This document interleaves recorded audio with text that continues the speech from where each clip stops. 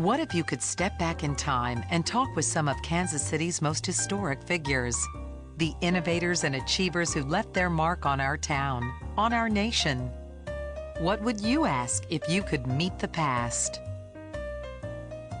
This week, Crosby harmonizes with Charlie Bird Parker, the Kansas City native known as the architect of bebop and an uncompromising artist who changed the sound of jazz forever.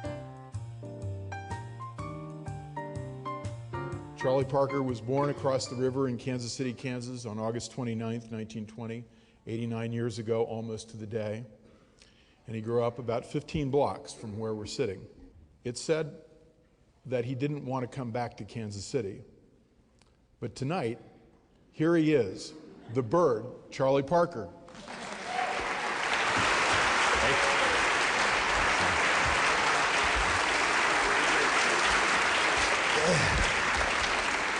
All right. This is a nice turnout. Yeah, Charlie, you don't need to show me your tie. I heard it. I heard it come around. You don't like this? No, it's great. Now, one of my wives picked this up for me. Yeah. I don't remember which one, There's a lot but of one choices of them did. there, you know. There are a lot of choices. Fortunately, a lot of choices. Now, may I call you Bird or? Absolutely. Okay, or yeah, Mr. Bird? No, Mr. Bird. Call me Bird. Well, okay, Bird. Can I call you Cross? Absolutely. All right. Absolutely. Crosby Kemper. That's a jazz name, man. That's there you go. It has a certain rhythm, doesn't it? Yeah, it does. Yeah, absolutely. You know, Bird is such an interesting name. Yeah. How did you get a name like Bird or Yardbird? Yardbird. That's the nickname is Yardbird. I was playing with the Jay McShann band, and we were going up to Lincoln, Nebraska, to play at the University of Nebraska. So we're driving up, and you have to go up all these little country roads, and the towns just kind of spill right up against the highways. And you know, and you go by these little farms, and the chickens would spill out into the road. And so we're driving along, we're in this big old caddy, and boom, the driver hits one of these chickens. And I said, hey man, stop. He's like, what? I said, stop. You hit that Yardbird. Back up so I can pick it up.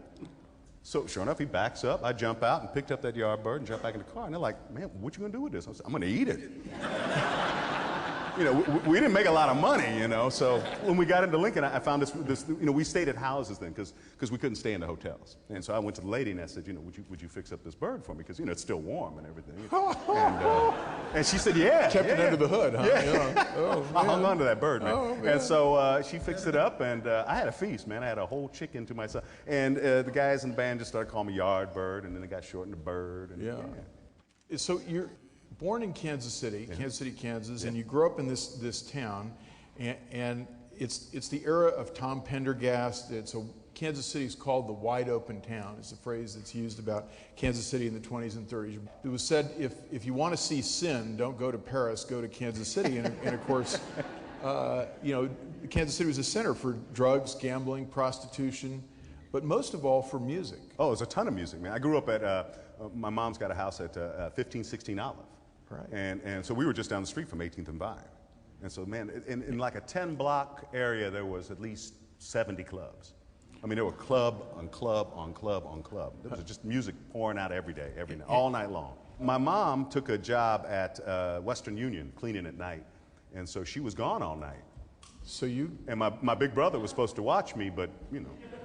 You got out. I'd slip out, man. You know, I'm like 10 to 12, and you know, a bunch of little cats. We'd go down and we'd check out the clubs. You know, you hang out outside, and some of the clubs had like loudspeakers to try to attract the audience to come in, and so we'd hang out. So you could hear Big Joe Turner wailing the blues on the street. Yeah, you could. When did you get your first sax? You know, I think that was around like 5th grade. I think my mom got me an alto sax, and I didn't like it much. But when I got into Lincoln, you know, I got into the band, and you know, and I didn't like the alto, but they had this baritone horn, you know, the euphonium. I like that. But you were one of the earliest members of Local 627. Some Yes. people may have heard of this great musicians local, located at 1823 Highland. That building is still there, the Mutual Musicians Foundation. And do you remember what your card number was? I was number 76. Number 76. Now think about that. That's pretty early on, and you couldn't have been what, more than about 15 years old? I think I might have been 14. 14. Yeah, 14 years old, and do you remember Anybody who was particularly inspirational? You went to the Reno Club or oh man, yeah. Lester Young was there. Coleman Hawkins would come through every now and then. Count Basie would sit in. Talking about all the greats. Yeah, there was some great guys. I understand there was something called the Spook Breakfast. Yeah. That you used to be able to go to and jam with some of these guys on Mondays, Blue Mondays, they called them. Right, because musicians and a lot of the people in the service industry, bartenders and waitresses, chauffeurs and maids and whatnot, they had Monday off. Monday would be off, and so they would have a breakfast thing, and Basie started that, and it was based on something he'd seen in New York, in Harlem. And they would start at 4 o'clock in the morning, go to about 10, and they'd have a jam session, they'd serve breakfast, and that was cool. And so you started playing with these guys at the age of 14, 15. There were what were called cutting sessions, where people would try to outplay each other. Yeah. Where the great musicians, and one night you were playing with a group that included Joe Jones. Oh yeah, it was down at the Reno Club. Great drummer. And I was pretty young, and I thought I knew how to play. I was in a band, I was making a little bit of money, I thought I knew my stuff. And went to the Reno Club, and they were having a cutting contest. And basically what that is that they would have a jam going, you could jump up and play a little bit, and if they liked it, the crowd would let you know. If they didn't like it, well, the crowd would let you know. And so I thought, I'll jump up there. I knew a couple, let's see, I knew Honeysuckle Rose all the way through. And I knew like the first 8 bars of Up the Lazy River. So I thought I had it. I thought I'm ready to go, man. So well, Joe Jones was the drummer for Basie, and he was kind of holding court that day. So I'm waiting my turn. I jump up there, and they bust into Body and Soul. Well, I just threw in my little Honeysuckle Rose. And I didn't know anything about different keys, I didn't know that music was in different. I just knew that I'd learned Honeysuckle Rose in the key of D. And that's what I played. Yeah. And so I get through it, and then it starts to fall apart. So what did Joe think? Well, it's starting to fall apart, and I'm not really with him, and then I falter a little bit. Well, Joe Jones did this thing where he took his cymbal off, and man, he tossed it down on the floor close to my feet, and it just fell with this deafening crash. I mean, the whole place went silent. And then everybody started laughing. And I just packed up my horn and I walked out, went back home, and I sat on my bed and I cried. I just cried, man. So what's your reaction to this? Well, I mean, I told myself, I could sit here and cry, or I can get better. And I could figure out this horn. I'm going to figure out the saxophone. And what I realized was I didn't really know anything. So I went to Lawrence Keyes, who had the Deans of Swing, and the 10 chords of rhythm. And I went to him and I asked him, I said, hey, man, show me about the keys. Show me about chords. And he showed me a lot of the basic stuff. And I had a pretty good memory. I could hear a song once and memorize it. And so a lot of the stuff he told me, I just picked up and I just went home and I just started practicing. Yeah, I've heard you say that you woodshedded yourself. Yeah. You took yourself to the woodshed. And explain that. You guys know what woodshedding is? Woodshedding's like long hours of practice. For me, it's just sitting down and playing and playing and playing. And so what I did was I just played the scales in every key, all the major keys, just over and over and over. Hours and hours. I would practice 11 to 15 hours a day. All right, children, you heard that. I did that for 3 or 4 years. In fact, I did it so much that the neighbors threatened to make my mom move. Yeah. Because, man, they were sick of the horn. But she kept saying, he's going to get someplace. He's going to get someplace. Georgie Lee, who was a great band leader in Kansas City at that point. Anyway, Georgie Lee took you to, of all places, the Ozarks. Yeah, went down to the Ozarks. And, the Ozarks were brand new.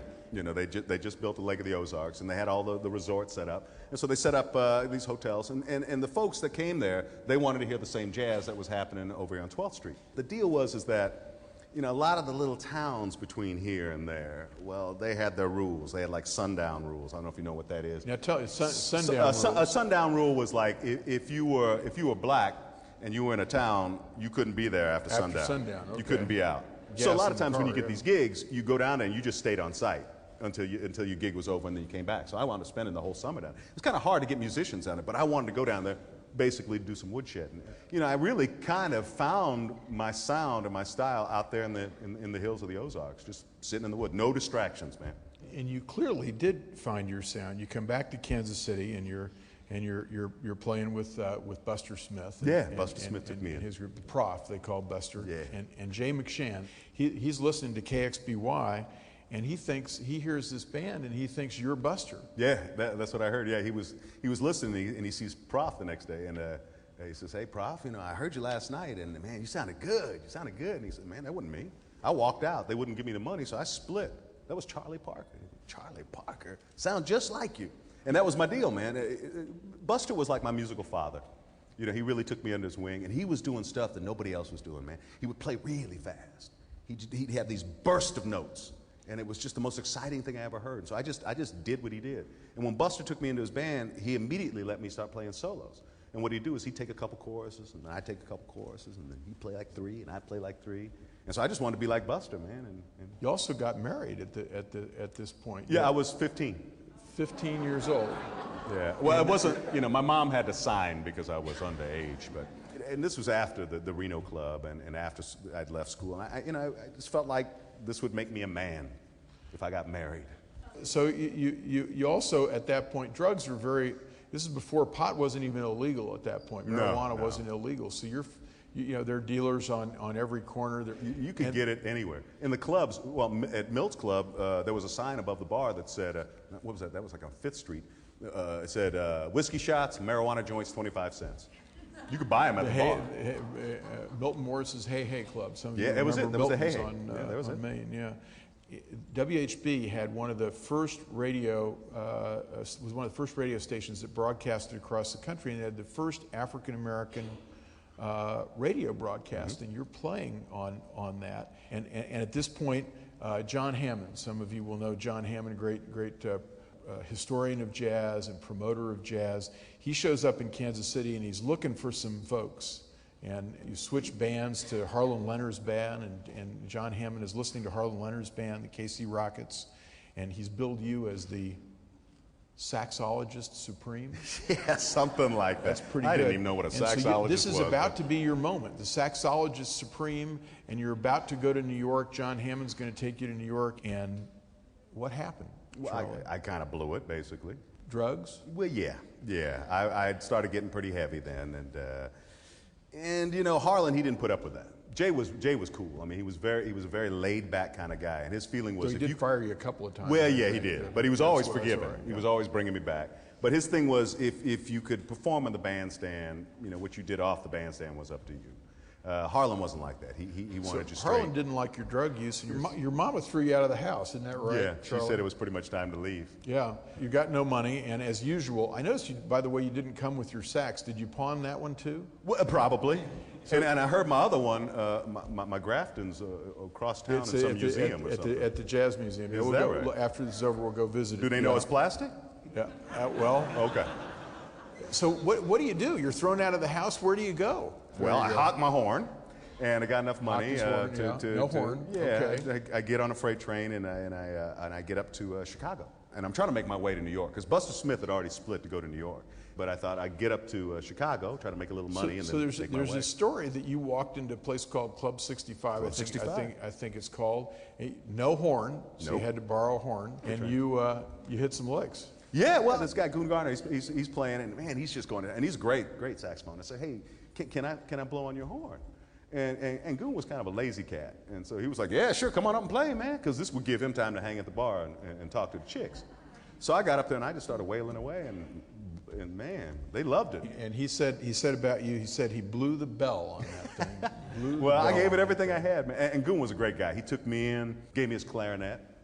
So that I could, and line me up some gigs. Which probably disappeared not long after. Well, yeah, the story is that, these instruments didn't seem to stay in your presence very long. I don't generally hang on to money or drugs anywhere around. Goon went to look for me one day, and he said, man, I went to look for Bird, and Bird was gone, the clothes were gone, the horn was gone. I'd split to New York. I hawked his horn. Okay, New York. And got a bus ticket. Now, everybody's on their way to New York. And again, you get off the train and head for the music. And where did you head? Well, I went towards 52nd Street, and man, I saw all these clubs. Man, there was a Savoy Ballroom, and too. The other thing is, I had sense enough not to try to jump up on stage. I'd learned my lesson.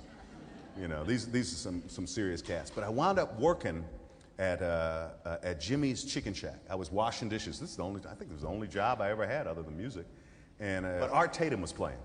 And Art Tatum great pianist, man, Art he Tatum. was doing stuff with the piano nobody else was doing. And it laid a lot of groundwork for me, the stuff that he was doing. And one of the things that was true about Art Tatum is he played fast. He had real energy, a lot of notes. A lot of energy, and changing up the rhythms. You wanted to do the same thing with your horn, with your sax. And so you're hanging out with a guy named Biddy Fleet. Yeah, Biddy Fleet, guitarist. Biddy Fleet. You know, Biddy was of the same mindset as like Art Tatum and myself. And I mean, he was wanting to change it up a little bit. He was in like inverting chords. I mean, doing some wild stuff with the guitar. And so he and I would just jam together. And I was playing in the Chili house with him up in Harlem. And it just kind of hit me that there's a different way of playing some of these leads that I was playing. There was something, I could hear it, but I couldn't quite play it. Well, I mean, let's set the stage a little bit here. It's the era of the big band, and all of a sudden, I mean, here we are, it's getting a little bit smaller, and you're working in these smaller groups. The war happens, World War II happens, and there become some laws to protect the soldiers against dance halls and cabarets, and plus there's not as much money, and you can't travel as far with big groups because of the gas rationing. And the bands were getting picked apart, and it just was natural to kind of start making these small groups. And then there were too in New York. There were all the cellar clubs that were left over from Prohibition and stuff over on 52nd Street. So you've learned something new, something really, really special, and you go back to Kansas City, and you play with the Deans of Swing, with your friend Lawrence Keyes, and you play in a battle of the bands against Jay McShann at this point. And he kind of thinks you're pretty special after he hears you playing for the Deans of Swing, and so he hires you, he offers you a job, and you guys make a record together, Confessing the Blues. Right. But on the opposite side, on the flip side of Confessing the Blues, is the Hootie Blues. Right. It was solo. My first time soloing on a record. And it did well. Hootie Blues did really well. 100,000 records it sold during World War II, which is something of a, if you'll pardon the expression, a record. You're all of a sudden a star with this incredible 100,000 record deal, and you meet a guy named Dizzy Gillespie. Yeah, Diz. Diz and I, I'd heard about him, and he'd heard about me, but we'd never seen each other kind of thing. And I remember playing for him, and I thought he was kind of underimpressed about me, but I guess. But he said after he heard you that first time, he said, I never heard anything like that before. The cat was on the same kind of wavelength as me. I mean, he was looking at something different. He was trying to attack the rhythms differently. And that's something that I had started doing with Biddy in New York, and I continued to do it. So you and Jay, you hit the road again. The group is in one of Jay's big Buick. You're all piled into it, climbing over the Appalachians and headed to New York. And you arrive at the Savoy. Yeah. And there's a contest going on at the Savoy, and a band guy named Lucky Millender looks at you guys as you get out with your cardboard bandstands. Yeah, we were a little raggedy. Well, we were feeling a little out of place. We walk in there, and man, everybody's just looking like, who are these guys? And we got like these blue jackets and brown pants and a little cardboard stands. And we set up, and they were on the main bandstand, and we were off to the side. So we set up, and man, we heated that place up. From the first note to the end, we just did not let up. And we blew that crowd away. They're still talking about a 45-minute riff. Oh, yeah. We went for like 45 minutes. And the thing was, Lucky, he was blown away too. He wound up jumping on top of his piano during his set and conducting his orchestra, and damn near broke his leg jumping off. And we won that. Thank you. And so this is an era of Mittens and Monroes and up in Harlem, where everybody would go, whites and blacks would go together after the clubs closed on 52nd Street or Midtown. And you and Dizzy were sort of the stars of that scene. Yeah, that's where Diz and I really got together and started jamming, and we could play together. It was like we didn't even talk about it. We would just know. Same heartbeat, I think you said at one point. And you invent really together at Mittens and Monroe's and in the clubs, you invent this new form of jazz that we now know as bebop. People always talk about that. Bebop. What is bebop? And bebop, it was just music. It was the natural evolution that happened. And I just wanted to play precise and clean, and I was just looking for the pretty notes. People didn't know that much about you until February 29th, 1945. You and Dizzy Gillespie go into a recording session. Dizzy says, there was never anybody closer than we two. Remember that dizzy atmosphere, grooving high. Yeah. Some of the other great stuff. Yeah. What were you really after at this point? What was your goal in all of this? You know, I just wanted to play the music. You know, I just wanted to play the music. The most important thing was the music. Everything else was secondary. I mean, even the drugs and the women and the booze and you know, music was it. So you couldn't get out of the drug thing? No. I mean, you know, at this point, it had become so intertwined that it was always there. The temptations were always there. And you go to the West Coast, and you play in Billy Berg's there. And The deal with Berg's was that we had the best band. It was me and Dizzy and Max, and we had some great guys, and they didn't get it. I mean, they were behind the times. They just didn't dig it. And it was just frustrating. So you're a little unhappy. So you got out. Yeah, I did. And you really at this point, you reached the peak of your career. There are these great concerts at Carnegie Hall with Dizzy. And then you go to Paris and to Scandinavia. You're triumphant in Paris. It was so different from America how they viewed jazz musicians. And in particular, black jazz musicians. And they treated me with respect, and they said I was an artist. Yeah, and while I was in Paris, I got to see Andre Segovia play all by himself on a stage with a guitar. And that's when it hit me, man. I thought, you don't have to do all these theatrics to hold an audience. You don't have to have 12 guys and dancers and flashing. And it could just be about the music. And your music is the newest thing.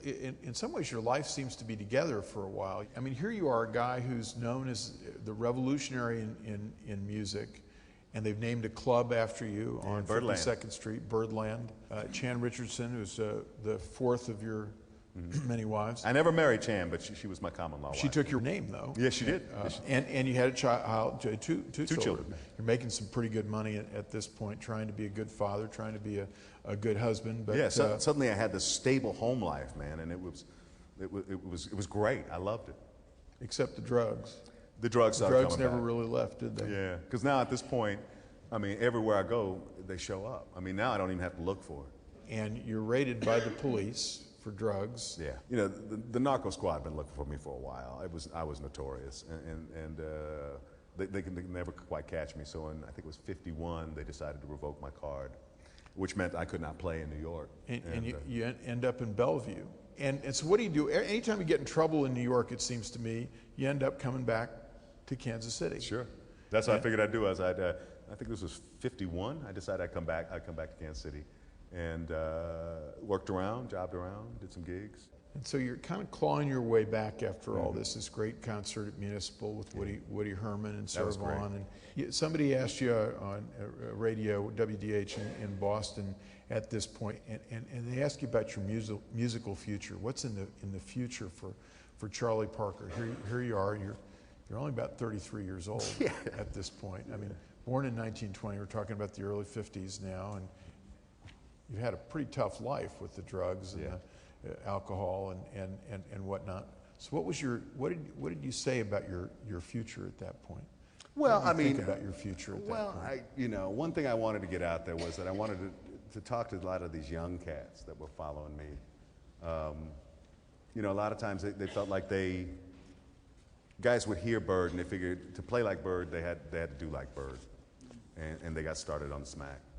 Being a role model, I always felt a little responsible for leading these guys down the wrong road.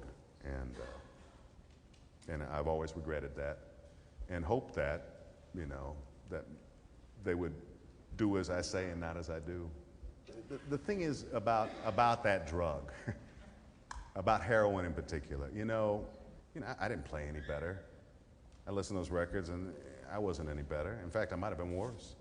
And when I was juiced, man, I couldn't even finger, let alone play. But the thing is with heroin, after a while, you need it just to be normal. It's when you're without it that you start to fall apart. And that's the scary part of that drug. And so back in New York, you're staying at a friend's house, the Baroness Nika, and watching TV in one afternoon, and that's the end at the age of 34. And your mother brings you back to Kansas City. They said that you had more influence not just on musicians, but on the way every instrument was played. He breathed freedom and invention and individuality into jazz and into the American soul. Well, you know, I always hoped that some young cat would come along and take what we were doing, maybe 25 or 50 years, and really do something with it, and reinvent it, and make it their own. You know, one of the things we wanted to do with bebop was free up all the instruments. You know, the drums no longer are just a rhythm-making machine. It can be its own thing. The bass can be its own thing. Everybody has an individual voice, and that's what we wanted to do. Ladies and gentlemen, in Kansas City tonight, Bird Lives.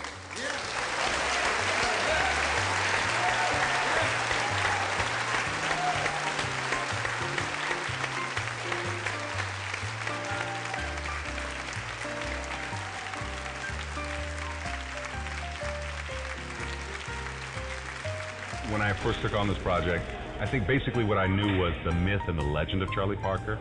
A lot of it wrapped up around the drug use and the darker things, dying at an early age, and the flight from Kansas City. The truth is, what I discovered was that he really did revolutionize jazz. I mean, he has changed it so much that his influences are still felt all these years later. To learn more about Charlie Parker, reading lists and more can be found at the Kansas City Public Library or at kclibrary.org.